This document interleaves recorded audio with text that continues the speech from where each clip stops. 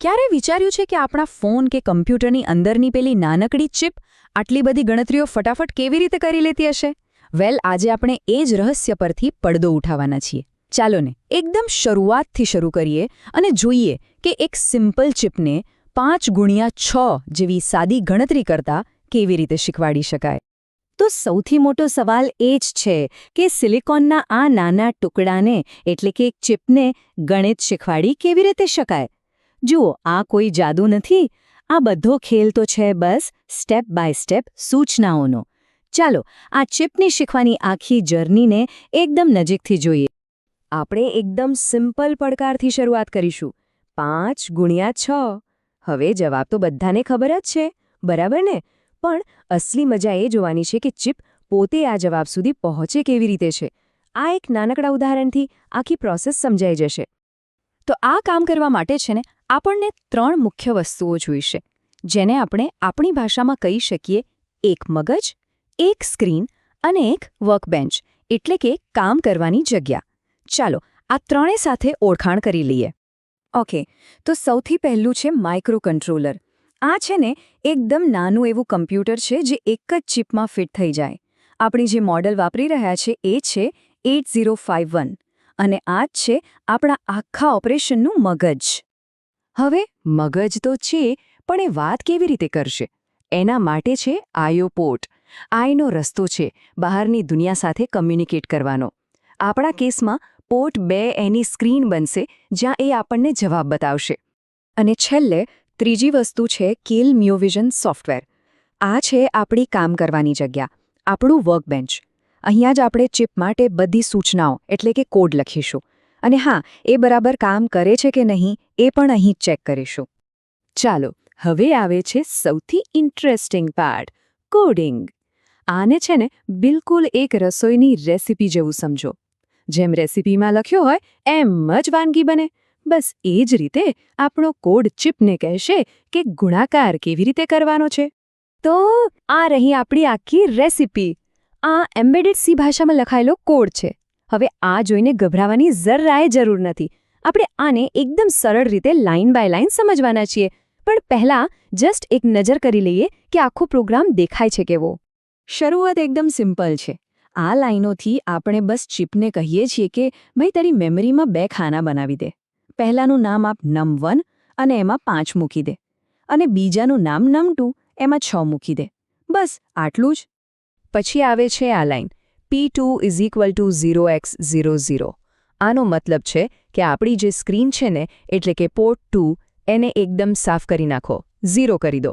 જેમ આપણે બોર્ડ પર કંઈક લખતા પહેલા ડસ્ટરથી સાફ કરીએ, બસ એ જ રીતે, જેથી કોઈ જૂનો કચરો ના રહી જાય. અને હવે આવે છે આપણી રેસિપીનો હીરો, મેઇન ઇન્સ્ટ્રક્શન.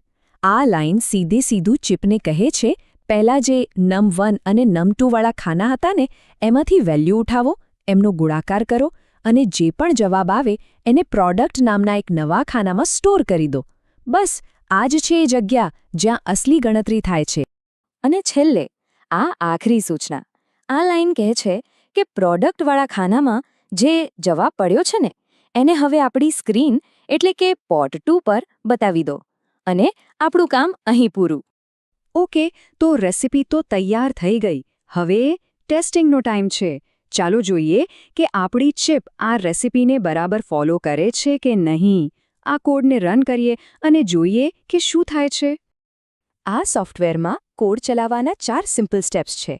પહેલાં એક નવો પ્રોજેક્ટ બનાવો, એમાં આપણી કોડ ફાઇલ નાખો. પછી પ્રોગ્રામને બિલ્ડ કરો. બિલ્ડ એટલે આપણા લખેલા કોડને એવી ભાષામાં ફેરવવો જે કમ્પ્યુટર સમજી શકે. અને ફાઇનલી સિમ્યુલેશન સ્ટાર્ટ. તો આ જે દેખાય છે ને એ છે આપણું વર્ચ્યુઅલ વર્કબેન્ચ. અહીં કોઈ ફિઝિકલ અસલી ચિપ નથી, પણ આ સોફ્ટવેર એટલું સ્માર્ટ છે કે એ બિલકુલ એક રિયલ માઇક્રો કંટ્રોલરની જેમ જ વર્તે છે. આપણે જે પણ કહીશું એ બધું જ માનશે. Okay, the moment of truth. આપણે કોડ લખ્યો, એને રન પણ કર્યો. હવે જોવાનો સમય છે કે આપણી ચિપે આખરે જવાબ શું આપ્યો. ચાલો જોઈએ. અને આ રહ્યું, મળી ગયું. સોફ્ટવેરમાં આ પેરેલલ પોર્ટ 2 વાળી વિન્ડો દેખાય છે. બસ આપણો જવાબ ત્યાં જ છે. એનો મતલબ ચિપે બરાબર કામ કરી દીધું છે. પણ એક મિનિટ, જવાબ તો 30 આવવો જોઈએ ને? અહીંયા તો કંઈક 0 1 ઈ લખેલું છે. આ શું છે વળી? એવું લાગે છે કે ચિપ કોઈ અલગ જ ભાષામાં વાત કરે છે. ચાલો આ કોડ વર્ડને ડીકોડ કરીએ. અને આ રહ્યો એનો જવાબ. કમ્પ્યુટર જે 0x1e બતાવે છે એ હેક્સાડેસિમલ કહેવાય. એ એમની બોલવાની એટલે કે ગણતરી કરવાની એક અલગ રીત છે. જ્યારે આપણે આ કમ્પ્યુટરની ભાષાને આપણી એટલે કે માણસોની ભાષામાં ટ્રાન્સલેટ કરીએ તો 0x1e નો મતલબ થાય છે 30. તો યસ, આપણી ચિપે એકદમ સાચું જવાબ આપલો. 5 × 6 30. તો આ આખા નાનકડા પ્રયોગનો મતલબ શું નીકળ્યો? ભલે ગણતરી એકદમ નાની હતી, પણ આ જ તો કમ્પ્યુટિંગનો બેઝિક ફંડા છે. દુનિયાનું દરેક ડિજિટલ ડિવાઇસ, પછી આપણો ફોન હોય કે કોઈ સુપર કમ્પ્યુટર, આ જ રીતે કામ કરે છે. સૂચનાઓ લેવાની, એને પ્રોસેસ કરવાની અને આઉટપુટ આપવાનું. અને આ જ વાત આપણને એક બહુ મોટા સવાલ પર લાવીને મૂકી દે છે. જો એક નાનકડી ચિપને ગુણાકાર કરતા શીખવાડી શકાય, તો વિચારો એને બીજું શું શું નથી શીખવાડી શકાતું. જટિલ સૂચનાઓ આપીને એની પાસે શું શું કામ કરાવી શકાય. સ્માર્ટ હોમથી માંડીને એડવાન્સ્ડ રોબોટિક્સ સુધી શક્યતાઓ તો ખરેખર અનંત છે. શું કહો છો?